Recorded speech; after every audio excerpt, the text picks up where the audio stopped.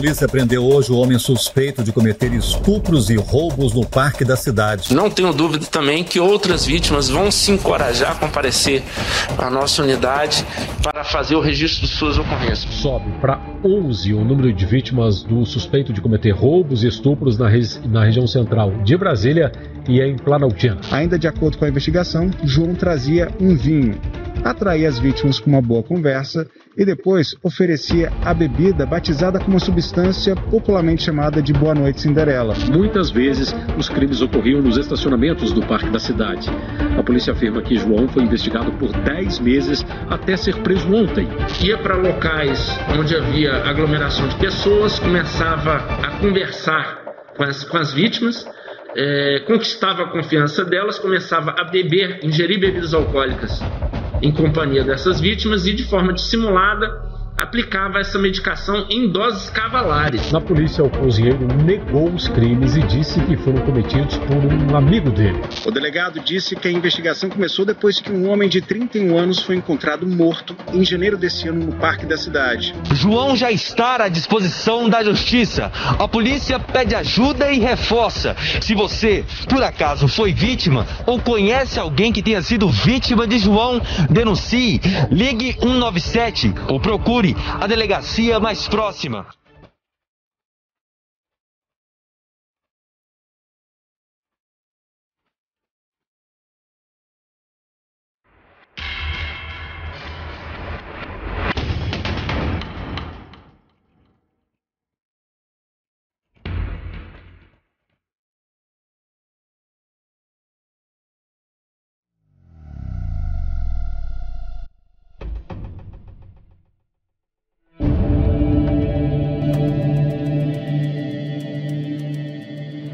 Janeiro de 2008, Planaltina, Brasília, Distrito Federal. João Batista, um cozinheiro com pouco menos de 30 anos de idade, está na rodoviária. Ele aborda um jovem que à época tinha apenas 16 anos e pergunta se o rapaz não ajudaria em uma mudança em troca de dinheiro. O garoto aceita e assim os dois se dirigem ao apartamento de João para carregar os móveis até a nova residência. Quando os dois chegam à casa, o homem tranca a porta e dá um ultimato ao adolescente, dizendo que ele só sairia do apartamento se mantivesse relações sexuais com ele. O jovem, com medo do que poderia acontecer, permite. O ato envolveu inclusive violência física. Após o abuso, a vítima é liberada, mas a vergonha e o medo de uma possível retaliação do autor impede não só de registrar o crime que foi cometido, como também de contar a qualquer pessoa sobre a sua terrível experiência. Foi somente no ano de 2020, depois que outras vítimas registraram boletins de ocorrência relatando os abusos sofridos por João Batista, que ele teve coragem para denunciar, e isso encorajou outras pessoas a fazer o mesmo. Os registros e avanços nos inquéritos policiais acerca dos atos do que foi conhecido como tarado do parque mostraram que ele tentou ou consumou estupros e roubos em pelo menos 30 pessoas. Uma delas foi morta. No vídeo de hoje, eu vou contar para vocês a história de João Batista, o tarado do parque. João Batista Alves Bispo nasceu no dia 24 de junho de 1979, numa área rural no município de Formosa, estado de Goiás, situado aproximadamente a 80 quilômetros da capital brasileira. João era o caçula de 3 irmãos. As crianças foram criadas com a educação religiosa e cresceram como jovens humildes, mas de uma família respeitada.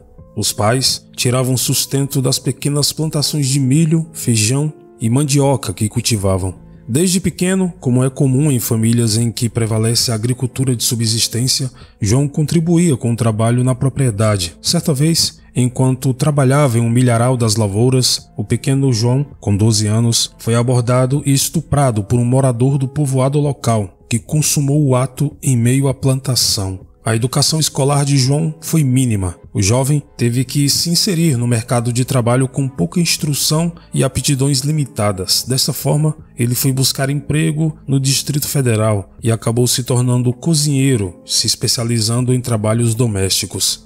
Segundo seus colegas de trabalho, ele era um bom funcionário que realizava suas tarefas de forma competente, mas que era reservado e raramente falava em situações nas quais não era necessário se expressar. O último local em que trabalhou foi uma galeria, um restaurante especializado em galeto, na quadra 405 da Asa Sul, bairro do Planalto Piloto, em Brasília. Um dos empregados do estabelecimento, entrevistado mais tarde, contou que ninguém imaginava que por trás de uma pessoa aparentemente inofensiva e de fala mansa havia um maníaco sexual. A dissimulação é um dos principais sintomas que compõem a psicopatia. João morava em Planaltina antes de sua prisão. Seus vizinhos afirmaram que ele não se relacionava com nenhum deles, evidenciando que ele mantinha sua personalidade reservada também no âmbito particular. O relato da vizinhança seria importante para elucidar as versões confusas e contraditórias que João tentou usar como álibi para os seus crimes.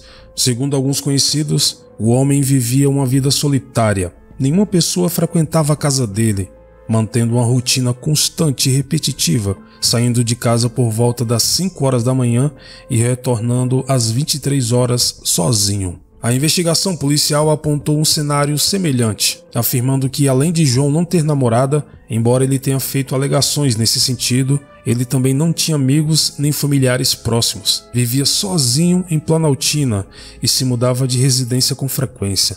Os investigadores da Polícia Civil, na apuração do perfil do criminoso, sustentaram que ele desprezava a condição humana das vítimas. Sua falta de remorso era evidente e, permanecendo solto, ele continuaria perpetrando os abusos. Segundo Iliana Casoy, uma grande especialista brasileira em traçar perfis psicológicos de assassinos e autora de diversos livros sobre a mente dos criminosos, sendo reconhecida nacionalmente pelo auxílio nas investigações de outros maníacos com modus operandi similares ao de João, apontou que a fantasia sexual desses criminosos é sustentada pelo pensamento de que suas vítimas gostarão da experiência.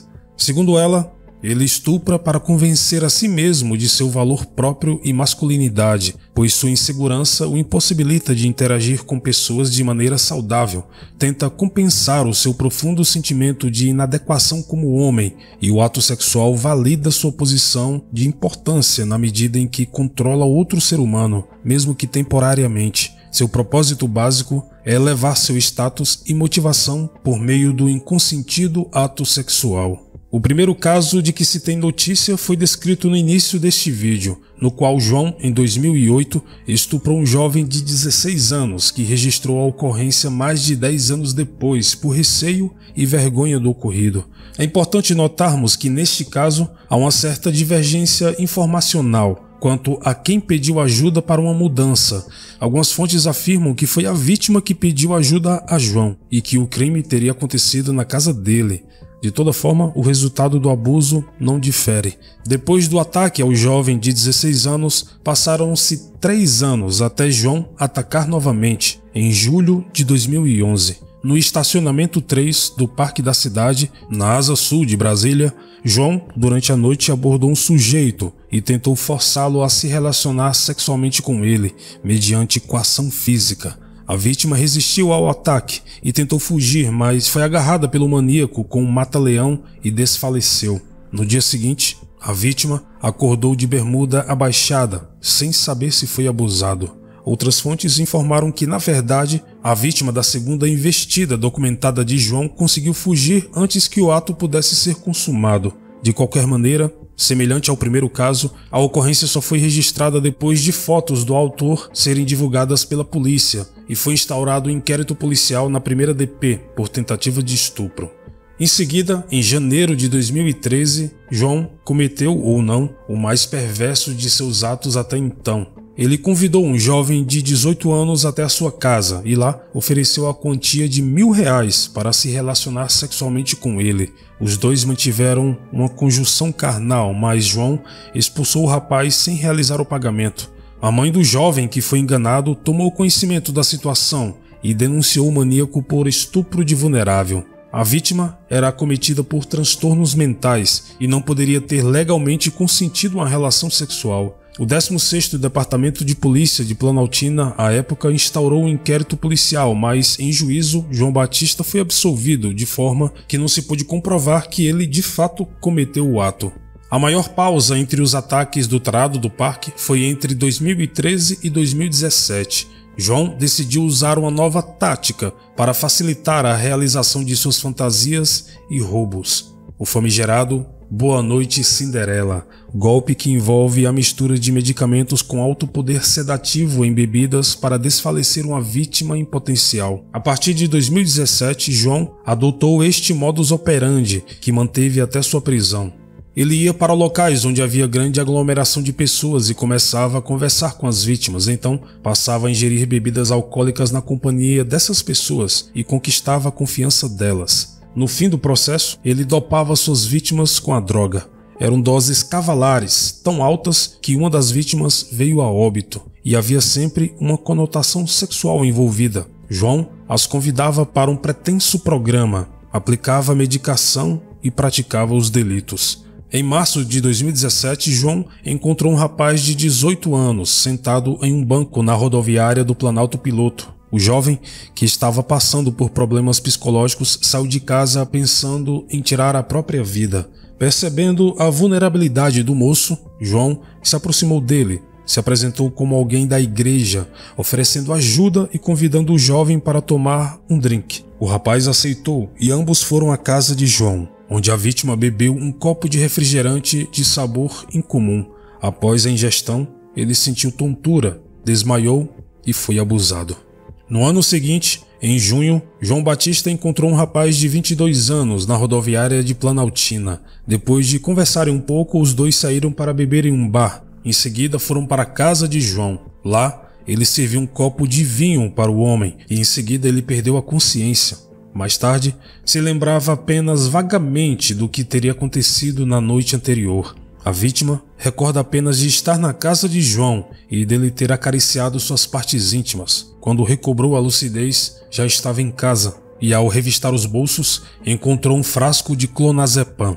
Nesses últimos 2 casos foram registradas ocorrências e instaurados inquéritos pelo 16º Departamento de Polícia. Contudo, ambas as vítimas desistiram de dar prosseguimento às ações penais e os processos foram arquivados. Depois de permanecer inerte no ano de 2019, João Batista decidiu aumentar exponencialmente o volume de suas práticas em 2020, onde fez 8 de suas 13 vítimas. Em janeiro de 2020, ele cometeu um delito até então inédito no seu portfólio: latrocínio. A vítima, um morador da Asa Norte, de 31 anos, foi encontrada no parque da cidade, próxima a uma estrutura conhecida como Castelinho, por um segurança, que acionou o corpo de bombeiros para que fosse prestado socorro. Todavia, quando chegaram, o homem já havia falecido. A autópsia do cadáver evidenciou que ele ingeriu um medicamento chamado benzodiazepina, substância presente no medicamento clonazepam, e morrido de overdose. Foi instaurado um inquérito policial por latrocínio. No mesmo mês, ainda em 2020,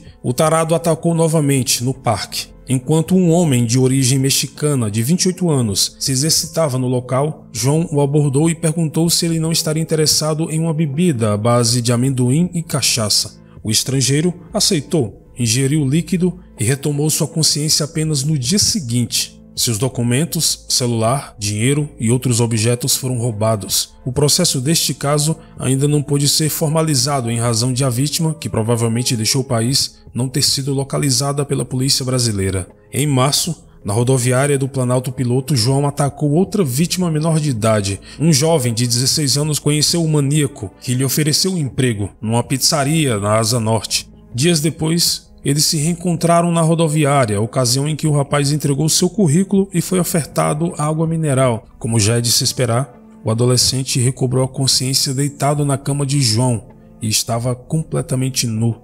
A vítima logo começou a sentir dores na região do ânus, vindo a descobrir que estava sofrendo um sangramento no local. Depois de abusar de mais de um garoto, João teve a cortesia de deixá-lo na rodoviária para que ele pudesse ao menos retornar para casa. Quando chegou, sua mãe notou que o filho estava claramente sob o efeito de alguma substância. Uma ocorrência foi registrada na Delegacia de Proteção à Criança e ao Adolescente. O inquérito policial foi instaurado e o pedido de prisão feito. Em maio de 2020, a vítima da vez foi um trabalhador do McDonald's, restaurante que era frequentado assiduamente por João e onde os dois se conheceram. No fatídico dia 12, João ofereceu uma oportunidade para que o funcionário de 22 anos prestasse um serviço a uma igreja em Planaltina e ganhasse, assim, um dinheiro fácil e rápido.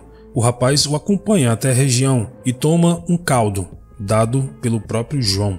Ele perde a consciência e acorda no dia seguinte, na rodoviária do Gama, região administrativa de Brasília, com sua camisa extraviada e seu corpo violado. O inquérito policial no caso foi instaurado pelo 1º Departamento de Polícia. No mês de julho, a próxima vítima era um homem de 36 anos que caminhava durante a noite no parque da cidade. João se aproximou dele para oferecer o seu famoso vinho. O gosto amargo foi seguido pela perda de consciência e o homem acordou somente 2 dias depois, no hospital de base, onde teve que ser submetido a procedimentos cirúrgicos em virtude das fraturas em seu rosto.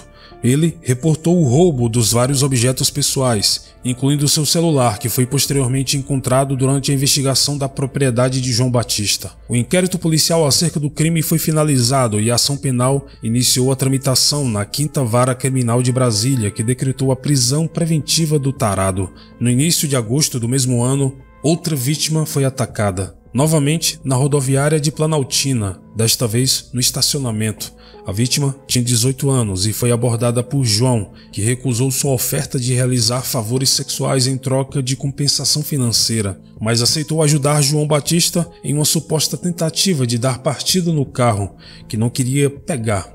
João então pegou a chave de roda no capô e golpeou o jovem, que foi ferido de raspão no rosto.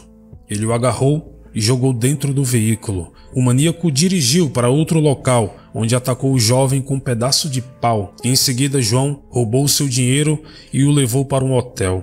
A vítima, quando recobrou a consciência tempos depois, estava na rodoviária de Planaltina, sendo encontrado por um amigo, ainda desorientado e com o corpo coberto de escoriações. O 16º Departamento de Polícia foi informado e iniciou as diligências. 2 dias depois de seu último abuso, João Batista fez sua próxima vítima, ainda no parque da cidade, dessa vez usando um novo discurso para ludibriar o alvo. Um mineiro de 32 anos estava sentado em um banco, quando o tarado o abordou e disse que era o seu aniversário, que estava sozinho e que gostaria de tomar um drink com alguém.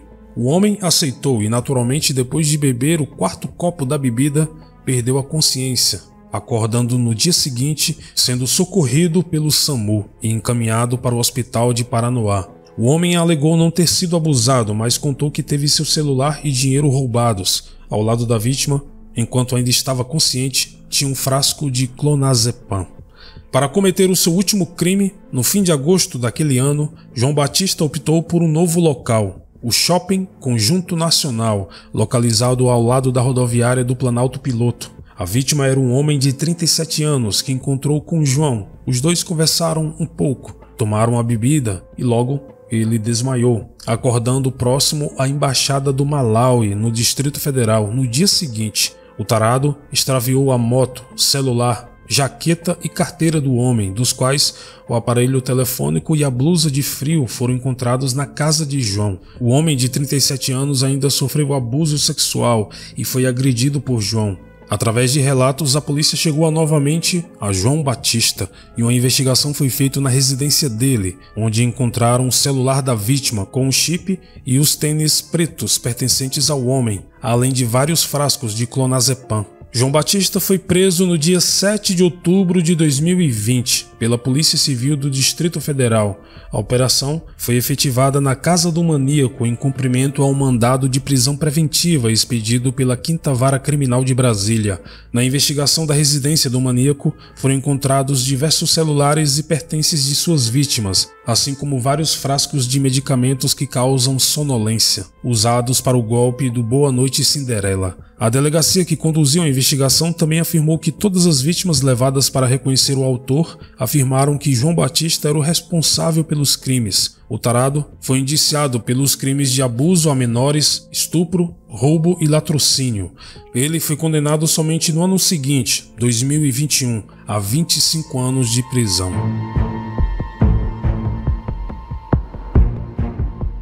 Em depoimento à delegacia de polícia, João Batista afirmou que os estupros e abusos não passaram de uma teoria da conspiração. Durante um interrogatório, no qual os policiais tinham a expectativa de que ele confessasse os crimes, na primeira oportunidade, ele confessou parcialmente a comissão dos delitos e revelou mais detalhes sobre o seu modus operandi, além de outras possíveis vítimas. Contudo, insistiu em álibis inconsistentes para manter sua inocência.